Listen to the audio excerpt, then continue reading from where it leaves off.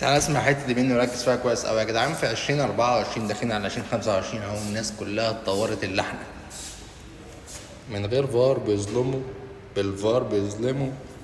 لو عملت لهم، لو جبت لهم مين، لو جبت لهم شيخ في الملعب هيدفعوا له فلوس، والشيخ هيقول لك ان انا مؤمن بتاريخ الاهلي. لو جبت لهم من اي حته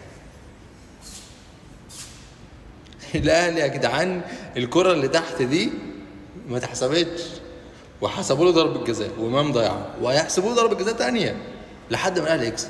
ان احنا كده ايه، احنا في مصر عندنا الاهلي يكسب ده دستور مقدس ما ينفعش يتخالف يا جدعان. ما ينفعش فرقه زي بيراميدز بتدفع فلوس وبتاع وعايزه تعمل استثمار تكسب. لا، احنا عايزين النادي اللي بيضحك على الناس التعبانه وبيشجعوه بقى، ان كان بيحسوا بانتصار داخلي لانه كسب اي حاجه، فهو ده.